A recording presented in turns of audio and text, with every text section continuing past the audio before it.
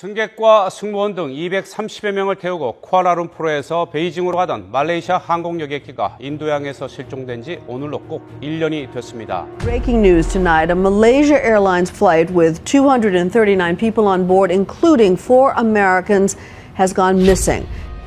2014년 3월 8일 자정을 막 넘긴 시각, 말레이시아 쿠알라룸푸르 국제공항에서 중국 베이징으로 향하는 말레이시아 항공 370편이 이륙한다. 승객 227명과 승무원 12명을 포함한 총 239명이 타고 있는 해당 편의 기종은 세계에서 가장 안전한 기종이라 불리는 보잉 777. 게다가 기장은 52세의 자하리 아흐마드 샤로 무려 33년간 비행한 말레이시아 항공 최고참 조종사이자 보잉 777의 교관이었기에 약 6시간의 비행이 위험하다고 생각한 사람은 아무도 없었다. 새벽 12시 41분 마침내 비행기가 활주로를 떠나게 되고 약 40분 뒤인 새벽 1시 19분 비행기는 말레이시아 영공을 벗어나 베트남 관제권으로 넘어가며 기장이 마지막 교신을 남긴다. Malaysian 370, contact Ho Chi Minh 120.9. Good night. Good night, Malaysian 370. 그 어떤 이상도 느껴지지 않는 지극히 평범한 교신. 그러나 이 교신은 탑승자 239명의 마지막 흔적이 되었고 이후 이 사건은 말레이시아 370 굿나잇으로 불리게 되었으니 교신이 끝나고 정확히 1분 뒤 비행기의 트랜스폰더가 갑자기 꺼져버린다. 트랜스폰더는 비행기의 위치와 고도를 관제탑에 실시간으로 알려주는 장치. 이게 꺼지는 순간 레이더에서 완전히 사라지게 되는 것인데 문제는 이 장치 밖에서는 절대 끌 수 없다.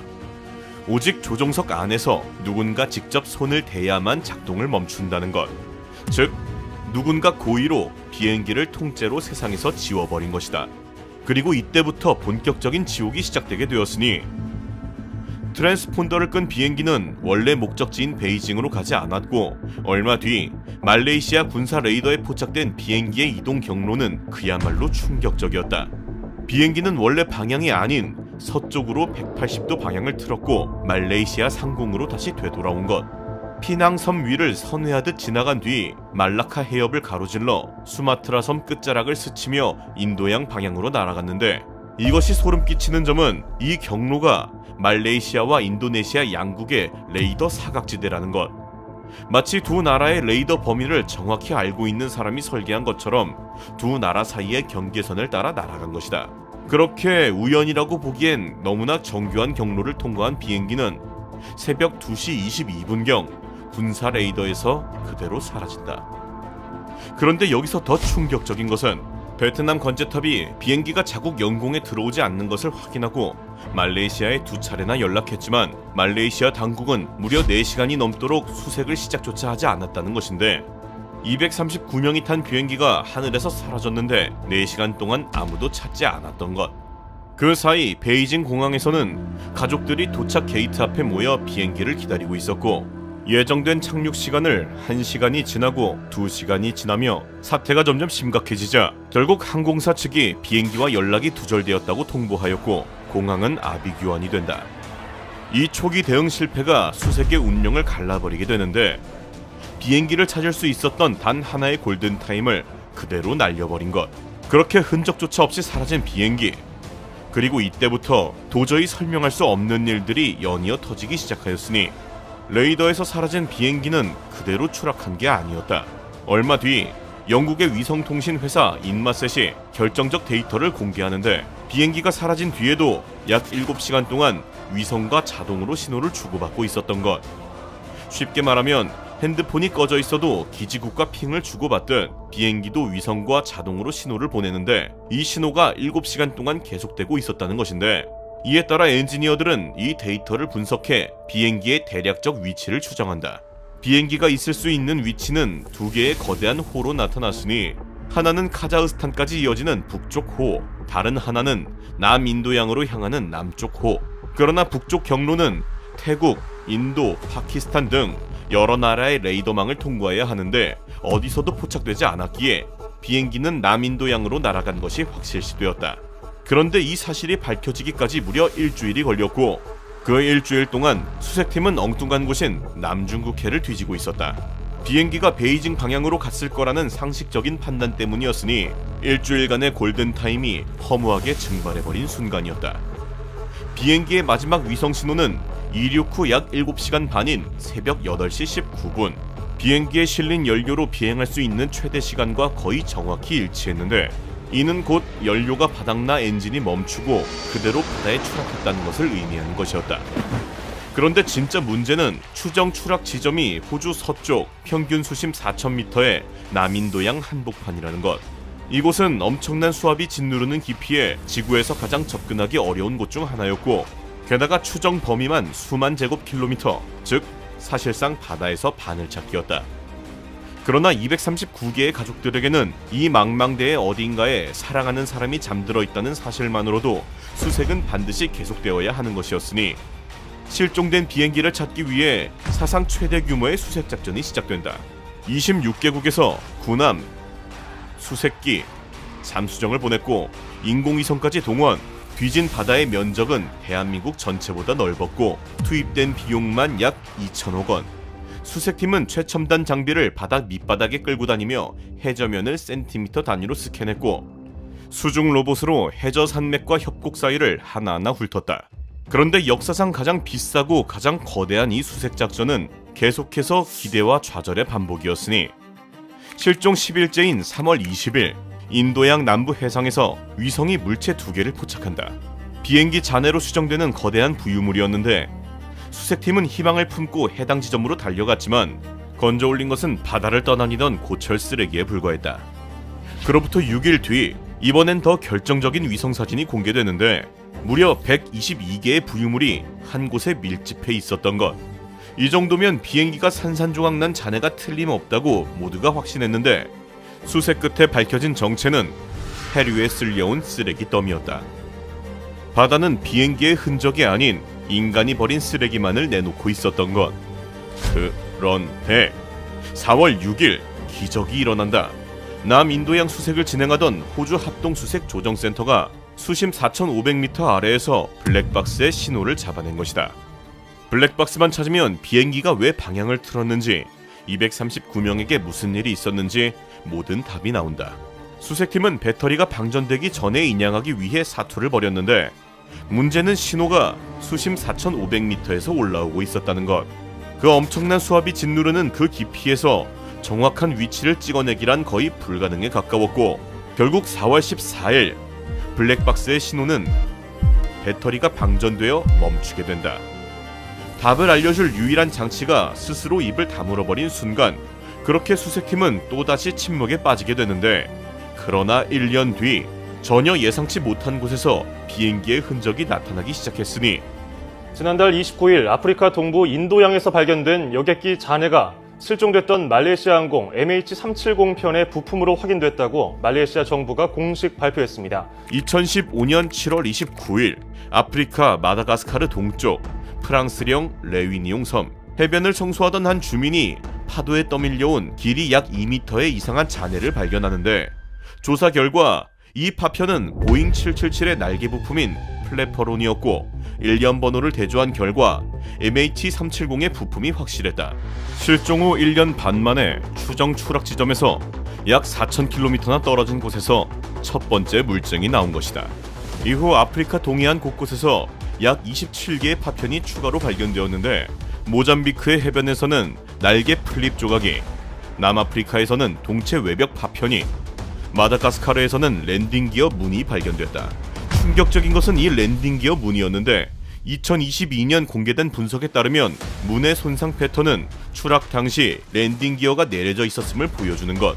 바다 한가운데서 추락하면서 랜딩 기어를 내린다는 것은 비상 착수를 시도한 것이 아닌 기체에 최대한 충격을 주려는 의도적인 행위.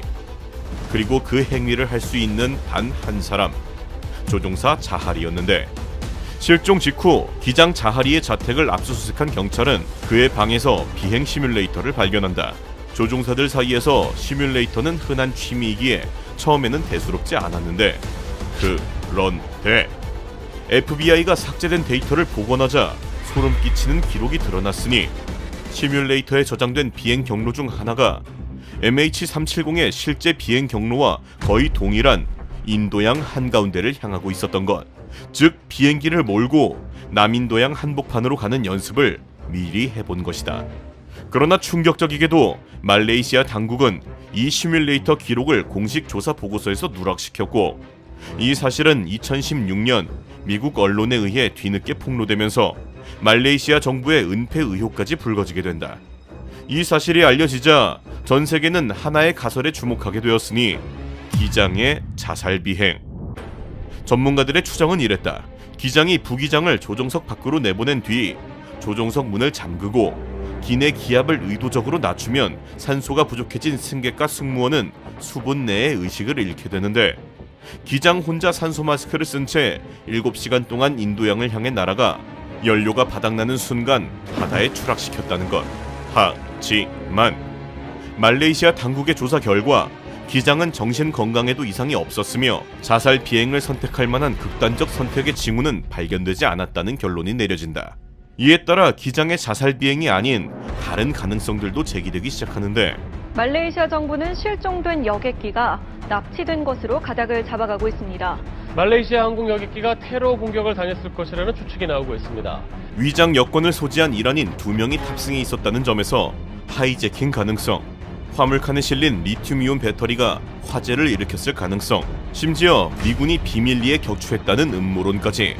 그러나 그 어떤 가설도 완벽하게 들어맞지 않는다. 결국 2018년 최종 보고서는 비행기가 고의로 항로를 이탈한 것은 확실하지만 누가 왜 그랬는지는 비행기 속 블랙박스를 찾기 전에는 알 수 없다는 결론을 내리게 되는데, 그리고 마침내 2018년 미국 해양 탐사 기업 오션 인피니티가 해당 비행기의 블랙박스를 찾기 위해 나선다. 못 찾으면 돈을 안 받겠다는 파격적인 조건이었지만 결과는 실패. 그리고 그로부터 7년 뒤인 2025년 12월, 실종 11년 만에 또다시 수색이 재개되었으니 이번에는 수심 6,000m까지 잠수 가능한 최첨단 자율 수중 드론이 투입된다. 해저면에 3D 이미지를 만들고 퇴적물 아래까지 초음파로 투시하는 전례 없는 기술이었는데, 그리고 2026년 3월 드디어 공개된 수색 결과는 또다시 실패. 12년 동안 역대 가장 많은 돈을 쓰고 가장 넓은 바다를 뒤지고 가장 첨단 기술을 동원했지만 보잉 777은 한 조각도 나오지 않았다. 239명의 가족들은 12년째 답을 기다리고 있다. 위성 사진에 찍힌 물체는 쓰레기였고 블랙박스 신호는 배터리와 함께 사라졌고 떠밀려온 파편 27개는 239명 중 단 한 명의 흔적도 알려주지 못했다. 매번 찾을 수 있을 것 같았고 매번 손끝에서 빠져나간 것이다. 과연 MH370은 발견될 수 있을까?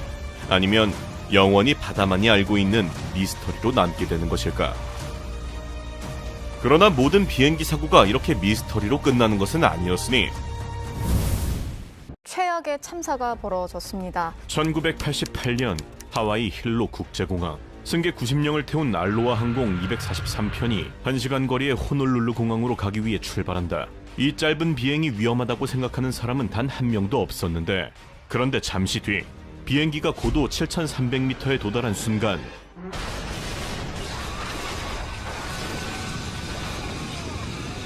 비행기 앞쪽 1등석 지붕이 통째로 날아가 버린 상황. 승객들은 안전벨트 하나에 몸을 의지한 채 맨몸으로 버티고 있고, 기장은 곧바로 가까운 공항의 관제센터에 연락하는데 마오이 관제탑 알로아 243입니다.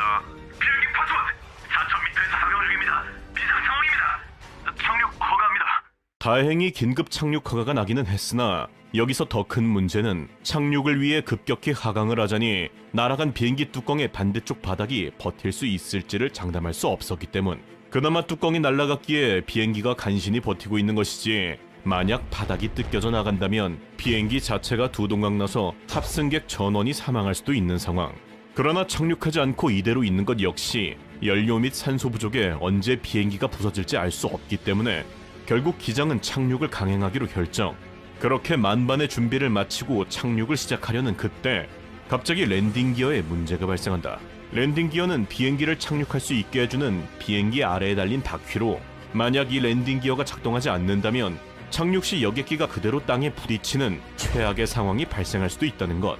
그러던 그때 landing gear I can see the landing gear. It's down. Get in the radio and let them know they have a nose gear. It's down. Paradise 243, we have visual contact. Your landing gear appears down. Pete, your nose gear is down. 243, we copy. 천만다행으로 계기판이 잠깐 고장났던 것으로 다행히 랜딩 기어는 정상적으로 내려와 있었던 것. 그렇게 생사의 갈림길에서 알로아 243편은 결국 무사히 공항 활주로에 착륙하게 된다. 수많은 사상자가 예상되는 처참한 비행기의 상태, 사상자 확인 결과는 승객 전원 생존. 이 말도 안 되는 상황에서 안전벨트는 승객 모두를 살려냈고 사고의 유일한 사망자는 37년간 비행기에서 일한 베테랑 승무원 클라라벨 랜싱으로 확인된다. 이후 여러 번의 수색 작업에도 불구 비행기 뚜껑과 함께 날아가 버린 그녀는 끝내 찾지 못하였다고. 조사 결과 이 정신나간 사고의 결정적 원인은 바로 금속의 피로도 때문인 것으로 밝혀졌는데, 이 비행기는 19년 동안 하와이 상공을 35,000시간 넘게 비행하며 무려 89,000회 이상을 이착륙하며 이미 한계치를 넘어섰고, 결국 기체에 미세한 균열이 생기기 시작하며 이렇게 비행 중 뚜껑이 날아가 버린 것이라고. 사건 이후 미국 연방항공청에서는 3만 번 이상 이착륙한 해당 기종 전체를 점검 명령을 내렸고, 결국 총 18개 항공사의 비행기에서 균열을 발견, 일부 비행기를 과감히 폐기 처분하며 추가 사고를 방지하였고, 또한 비행기가 분해되는 끔찍한 사고 속에서도 승객 모두를 지켜낸 기장과 부기장은 그 공로를 인정받아 폴라리스상을 수여받게 된다. 그런데 몇 년 뒤 평범한 여객기에 접근하는 전투기 2대. 응답하라. 당장 응답하라. 몇 차례 경고에도 아무 반응이 없자 결국 가까이 접근하여 안을 살펴보는데 충격적이게도 승객 전원이 고개를 떨구고 있다. 비상. 비행기 안에 승객과 조종사 모두 죽은 것처럼 보인다. 비행기가 혼자 날고 있는 듯하다. 2005년 8월 14일 키프로스에서 출발해 그리스로 향하는 헬리오스 522기. 121명의 승객들을 태운 베테랑 기장은 순조롭게 비행을 해나가고 있었는데, 그런데 잠시 후 갑자기 승객들의 고개가 한두 명씩 앞으로 숙여지더니 곧 100명이 넘는 승객 전원이 순식간에 정신을 잃게 된다. 객실의 상황을 확인하러 일어나던 기장 역시 쓰러지며 그렇게 기장과 승무원, 승객들 모두가 정신을 잃은 채 비행기는 혼자 날아가기 시작하는데, 한편 아테네 관제센터에서도 이내 이상함을 감지한다. 이륙 10분 뒤 나눈 승무원과의 교신을 마지막으로 무려 19번의 관제탑의 무전 시도에도 불구 단 한 차례도 연결이 되지 않았기 때문 결국 도착 시간이 넘어서까지 연락이 되지 않자 테러를 의심한 그리스 공군은 F-16 전투기 2대를 보내게 된다. 그렇게 전투기가 비행기에 접근해 확인한 결과 산소 호흡기가 내려와 있고 승객들은 모두 의식을 잃은 채 쓰러져 있다. 마치 유영선 같다. 다행히 자동 조정 장치 덕분에 추락하지는 않고 있었지만 이미 1시간이 넘는 시간 동안 계속해서 하늘을 빙글빙글 돌고 있는 아찔한 상황. 이대로라면 곧 연료 부족으로 추락할 것이 명백해 보였다. 그런데 그 순간 산소 마스크를 쓴 남자가 조종자를 잡았다. 비상. 남자가 비행기를 하강시키려 한다. 모두가 쓰러져 있는 가운데 홀로 움직이는 남자의 모습이 포착됐는데, 긴급 확인 결과 밝혀진 그의 정체는 바로 25세의 승무원 안드레아스 프로드로무. 그렇게 그가 조종대를 잡고 얼마 뒤 헬리오스 522기는 결국 굉음과 함께 추락. 안드레아스를 비롯한 조종사와 승객까지 총 121명 전원이 사망하게 된다. 갑작스럽게 발생한 초대형 참사. 결국 안드레아스의 범죄를 염두에 두고 조사가 진행되는데, 안드레아스가 원래 해당 비행 스케줄이 아니었음에도 불구 굳이 근무를 바꿔가며 해당 비행기에 탑승한 점과 모두가 의식을 잃은 상황에서도 혼자 살아있었던 점, 게다가 그가 조종대를 잡은 직후 곧 비행기가 추락했다는 점을 보면 누가 봐도 그의 계획 범죄임이 틀림없어 보였는데, 그러나 얼마 후 뜻밖의 충격적인 사실이 밝혀지게 되었으니 바로 이 사고의 원인이 범죄가 아닌 정비 결함에 있다는 것. 해당 헬리오스 522기를 직전에 조종한 조종사가 비행기에서 소음이 난다며 정비를 요청하였고, 이에 정비사는 정비를 진행, 정비 과정에서 비행기 객실 내의 압력을 조절하는 여압장치의 설정을 자동에서 수동으로 바꾸게 된다. 정비를 마친 정비사는 실수로 여압장치를 다시 자동으로 맞춰놓지 않고 마무리를 하였고, 기장 메르텐과 부기장 하랄람부스마저 이 사실을 알아차리지 못한 채 출발하게 된 것. 결국 비행기가 고도 3,600m에 이르자 갑자기 경고음이 울리기 시작했고, 경고음의 원인을 찾지 못한 조종사들은 다급히 지상의 본부에 무전하여 상황을 설명하는데, 그러나 그동안에도 여압장치가 고장난 비행기의 고도는 계속 높아지고 있었고 결국 고도 8,000m에 달하게 되자 승객들은 정신을 잃기 시작한다. 그리고 마침내 지상의 본부에서 혹시 여압장치를 확인해 봤냐고 말을 건네왔으나 조종사들마저 결국 정신을 잃고 만다. 그렇다면 승무원 안드레아스는 어떻게 혼자만 멀쩡했던 걸까? 사실 안드레아스가 이 헬리오스 522기에 탑승한 이유는 바로 당시 승무원인 여자친구와 함께 여름 휴가를 즐기기 위해서였던 것으로 특수부대 출신이자 스쿠버 다이빙 경력자인 그는 기내의 산소가 부족해지자 직감적으로 상황의 심각성을 감지, 모두가 쓰러진 상황에서 홀로 비상용 산소 탱크 4개를 찾아내 가까스로 의식을 유지한 것이었는데 게다가 비행기 조종사가 꿈이었던 그는 상업용 비행기 조종사 자격증까지 가지고 있었고 최악의 상황을 막기 위해 직접 조종실에 들어간 것이었다. 그러나 상업용 비행기와 대형 여객기는 엄연히 다른 기체. 그가 혼자 대형 여객기를 제어하는 데는 한계가 있었고 그렇게 홀로 비행기를 살리기 위해 고군분투하는 사이 결국 연료가 떨어졌고 비행기는 그대로 추락하게 된다. 그러나 안드레아스는 마지막까지 비행기의 방향을 사람이 없는 지역으로 기울이려고 노력했고 그의 마지막 노력으로 지상의 사망자는 단 한 명도 발생하지 않게 된다. 이후 항공안전위원회는 사고의 1차 원인으로 정비사의 실수, 2차 원인으로 출발 전 체크리스트를 제대로 확인하지 않은 조종사들의 실수로 확인하였고 결국 이 사고로 인해 헬리오스 항공은 문을 닫게 된다. 얼마 뒤 한국에서도 2011년과 2015년 제주항공이 여압장치를 제대로 확인하지 않아 비슷한 사고가 발생할 뻔했다는 사실이 알려지며 엄청난 비난을 받기도 하였었는데 그러나 결국 Mayday. 제주 2216, first strike, going around. 갑자기 긴급 신호를 외치는 조종사, 그리고 갑자기 오른쪽 엔진에서 쾅! 불이 뿜어져 나오더니 급격하게 추락하기 시작한다. 어떻게든 살려내려는 조종사의 몸부림.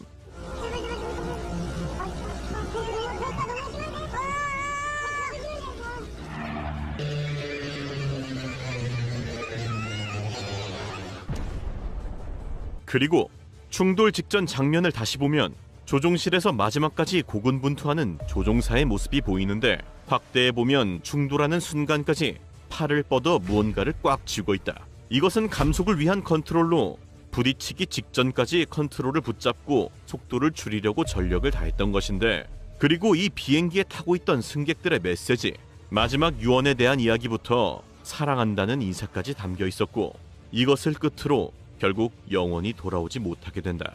181명 중 179명이 사망한 사망률 99%의 대재앙. 이렇듯 항공기 사고는 한 번 발생하면 우리에게 너무나 큰 슬픔을 주는 경우가 많은데 그렇다면 한국을 넘어 전 세계 역사상 최악의 사고는 어떨까?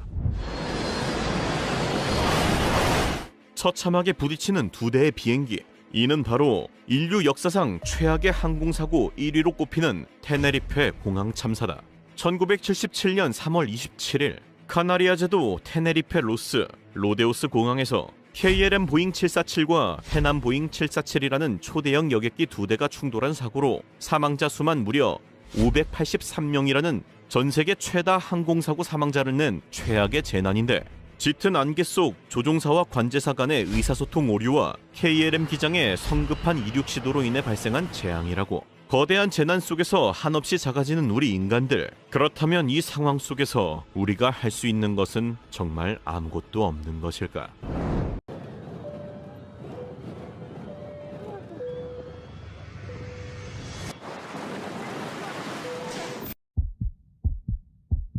(2024년 1월 2일) 홋카이도 신치토세 공항에서 도쿄 하네다 공항으로 향하는 일본 항공 516편. 승객 367명, 승무원 12명, 총 379명을 태운 이 비행기에는 새해 여행을 마치고 돌아가는 많은 가족들이 앉아 있었다. 오후 4시 27분 신치토세 공항을 이륙한 516편은 순조롭게 비행을 해나갔고 약 1시간 16분 뒤 오후 5시 43분 하네다 공항 간제탑과 교신을 시작한다. JAL 완료. 활주로 34 아래 진입을 계속해주세요. JAL 완료. 활주로 34 아래 진입을 계속합니다. 기장은 관제탑에 착륙 허가를 복창한 뒤 평소처럼 착륙 절차를 진행. 승객들은 안내 방송에 따라 착륙을 준비하고 있었는데 그리고 4분 뒤인 5시 47분 28초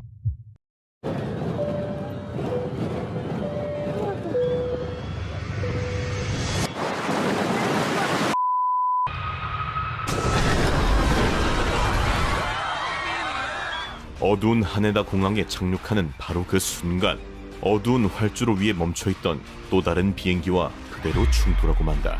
충돌의 충격은 끔찍했는데 멈춰있던 비행기는 그 자리에서 폭발했고 516편은 왼쪽 엔진 부근에서 불이 붙은 채 약 1km를 그대로 활주한다. 승객들은 무슨 일이 벌어진 건지도 이해하지 못한 채 기내는 순식간에 아수라장이 되기 시작 누군가는 유서를 작성하기 시작한다. 그러나 여기서 끝이 아니었으니 멈춰선 비행기의 불길이 점점 커지고 있었고 밖에서 보면 활주로 위에 거대한 불덩어리가 멈춰있는 것과 다름없어 보이는 상황. 도대체 왜 어두운 활주로 한가운데 비행기가 서 있던 것일까? 그 이유가 진짜 소름이었으니 24년 1월 1일 일본 노토반도에서 규모 7.6의 지진이 발생. 일본 전체가 엄청난 충격에 빠지게 된다. 건물이 무너지며 수만 명의 이재민이 갈 곳을 잃었고 도로마저 끊겨 육로로 구호물자를 보내는 것마저 불가능한 상태. 이에 해상보안청은 긴급 결정을 내리게 되었으니 바로 항공기로 구호물자를 실어 나르기로 한 것. 그렇게 승조원 6명과 구호물자를 실은 해상보안청 소속 항공기 Q300은 이륙을 위해 하네다 공항에 들어서게 된다. 그런데 이륙을 대기 중인 Q300에서 절대 발생하면 안 되는 일이 발생하고 말았으니 관제탑은 Q300에게 활주로 진입 전 정지선에 있으라고 지시를 하였는데 Q300 항공기 기장은 이동하라는 말을 이륙 허가로 착각해버린다. 즉 이륙 전 대기 위치에 있었던 Q300의 기장은 관제탑에서 이륙 허가를 하였다고 오인 아무런 의심 없이 활주로로 들어가 버린 것. 그렇게 활주로에 진입한 Q300은 약 40초 동안 활주로 한가운데서 그대로 멈춰 있었고 착륙 중이던 516편 역시 어둠 속의 활주로 위 항공기를 보지 못한 채 쾅! 이 착각 하나가 이 모든 비극의 시작이었던 것인데 그런데 여기서 진짜 충격적인 상황이 벌어지기 시작했으니 충돌 직후 기체 왼쪽 부근에서 불꽃이 치솟아 오르기 시작. 비행기는 멈춰섰지만 불은 멈추지 않았고 기내에는 검은 연기까지 퍼지게 된다. 379명의 승객과 승무원은 창밖의 불길과 기내의 연기를 보며 패닉에 휩싸이게 되는데 그런데 여기서 진짜 문제가 발생하고 말았으니 충돌의 충격으로 승무원과 조종사를 연결해주는 기내 통신 시스템 인터컴이 고장나버린 것. 즉 기장이 탈출 명령을 내려도 각각의 자리에 있는 승무원에게 전달되지 않는 상황이었다. 밖으로 나가도 되는지, 아직 기다려야 하는지, 어떤 문을 열어야 하는지 등 모든 것을 12명의 승무원이 각자의 위치에서 스스로 판단하는 상황. 불길은 점점 커지고 연기는 점점 짙어지고 그 중에서도 가장 충격적인 것은 비행기의 비상문 8개 중에서 열 수 있는 문은 단 3개뿐이라는 것이었는데 A350에 있는 비상문은 총 8개. 왼쪽 엔진 부근에서 불꽃이 타오르고 있었기 때문에 만약 잘못된 비상구를 열면 화염이 순식간에 기내로 뿜어져 들어올 수 있다는 것. 즉 8개 중 잘못된 문 하나만 열어도 379명 전원이 사망할 수도 있는 상황이었다. 이때 승무원들은 기장의 지시도 없이 각자의 위치에서 창밖을 확인하고 스스로 판단을 내리기 시작하는데 각 비상구를 담당하는 승무원들은 창밖의 상황을 확인하며 화염이 보이는 쪽인지 안전한 쪽인지를 순간적으로 판단하기 시작. 그렇게 엄청난 집중력으로 전방 2개, 후방 1개, 총 3개의 올바른 문을 열게 된다. 그러나 진짜 문제는 이때부터 시작이었으니 탈출까지 남은 시간은 단 90초밖에 없다는 것. 비행기 화재 시 90초가 지나면 연료에 불이 옮겨 비행기 전체가 화염에 휩싸이게 되고 그렇게 되면 비행기 안에 남아있는 사람은 살아남을 수 없다. 이때부터 승무원들의 1분 1초의 모든 판단들이 379명의 생사를 가르게 된다. 먼저 승무원들은 공포에 빠진 승객들에게 소리친다. 짐 무조건 버려! 자세 낮춰서 빨리 움직여! 평소라면 예의 바른 일본 항공사의 승무원에게서 절대로 나올 수 없는 반말과 명령이었지만 생명이 걸린 이 순간에는 예의보다 속도가 우선이었던 것인데 실제 5년 전 러시아 모스크바에서 발생한 아에로플로트 참사에서는 비상 착륙 후 화재가 발생했을 때 승객들이 캐리어를 꺼내느라 통로를 막아버렸고 그렇게 탈출이 지체되어 78명 중 41명이 그대로 불길 속에서 사망하고 만다. 즉 자신의 짐을 챙기려는 몇몇 사람들의 이기심이 수십 명의 탈출을 막아 41명의 목숨을 앗아간 참사였던 것. 그러나 516편의 승무원과 승객들은 이 비극을 반복하지 않았으니 일본 항공은 기내 안전 영상에서부터 비상 상황을 강한 어조로 경고해왔고 승무원들 역시 매년 이 순간만을 위한 비상 탈출 훈련을 반복해왔던 것. 승객들은 캐리어를 버렸고 아이를 안았고 승무원의 지시에 따랐다. 연기 속에서 서로의 손을 잡고 자세를 낮춘 채 비상구를 향해 나아갔고 아이를 안은 부모들은 아이를 가슴에 꼭 안은 채 슬라이드를 향해 뛰었다. 그렇게 한 명 한 명 비상 슬라이드를 타고 어둠 속으로 뛰어내렸고 그렇게 모두가 슬라이드를 타고 빠져나가게 된다. 그야말로 일본 특유의 질서의식과 승무원의 철저한 통제가 만들어낸 기적이었던 것인데 불길 속에서도 승무원들은 승객들이 모두 탈출할 때까지 끝까지 자리를 지킨다. 연기가 가득한 기내에서 자신들은 질식할 뻔하면서도 낮은 자세로 승객들을 유도하며 혼란을 막고 질서를 유지하며 한 명도 빠뜨리지 않고 모두를 빼내고 있었던 것인데 그렇게 승객 전원이 비행기 밖으로 나간 뒤 마지막으로 비행기에서 내린 사람은 바로 기장. 기장은 연기로 앞이 보이지 않는 기내를 구석구석 확인하고 남아있는 사람이 없는 것을 확인한 뒤에야 불타는 비행기에서 빠져나온다. 기장 탈출 직후 기체 내부로 불길이 빠르게 번지면서 비행기는 그대로 전소. 무려 6시간 동안 계속해서 불타올랐고 진화가 끝난 뒤 남은 건 시커먼 금속 잔해뿐이었다. 불과 몇 시간 전까지 379명의 생명을 태우고 있던 비행기의 마지막 모습. 안타깝게도 충돌한 Q300에서는 승조원 6명 중 5명이 사망하는 비극이 발생하였지만 여객기의 승객 367명, 승무원 12명, 379명은 전원 생존하게 된다.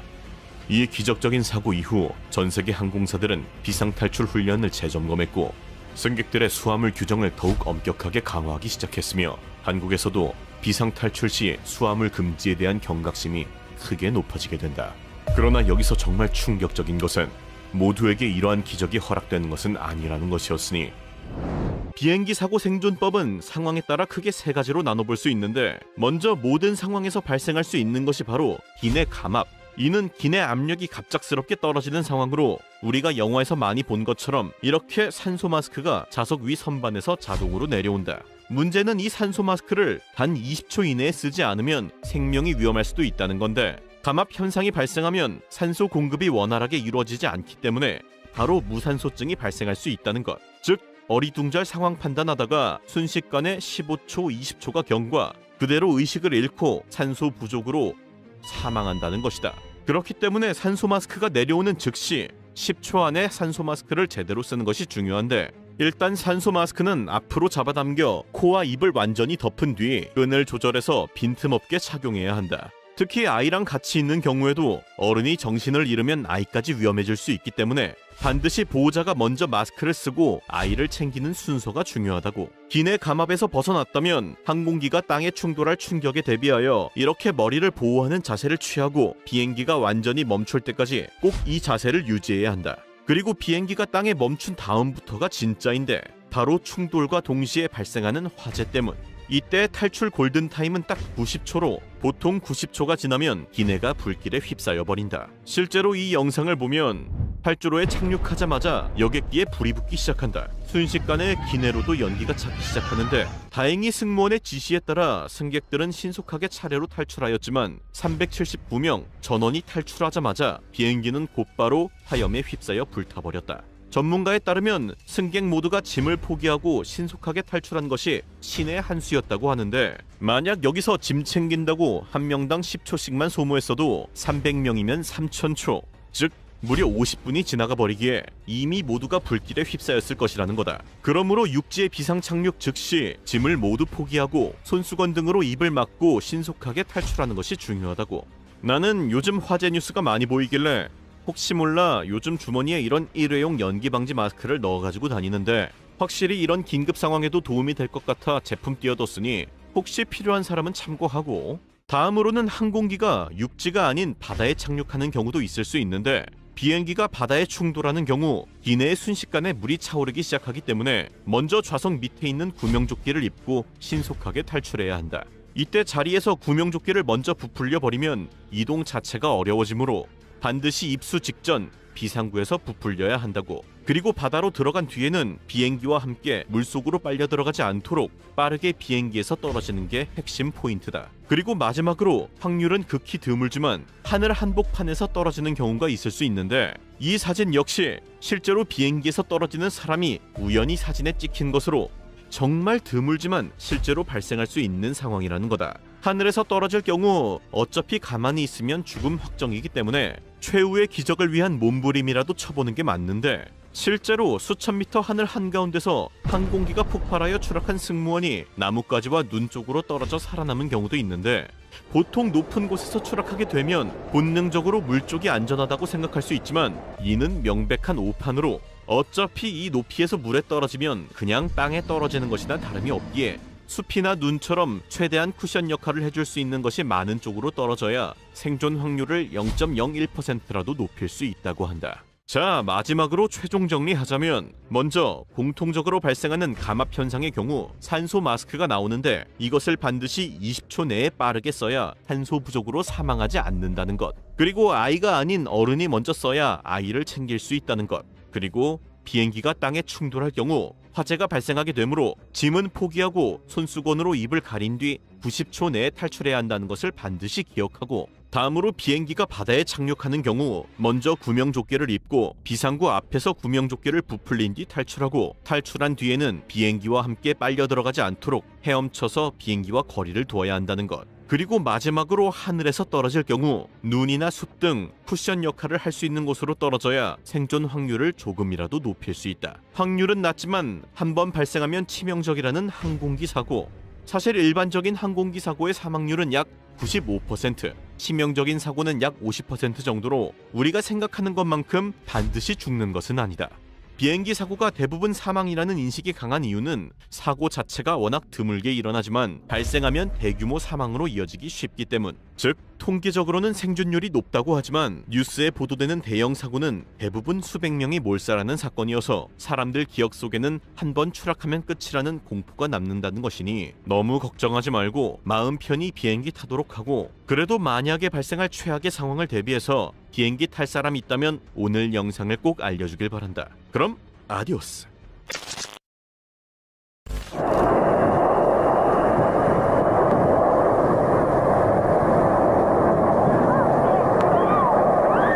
Ya empezando a llegar los primeros reactores F-86 Sabre, North American ya de caza bombardeo.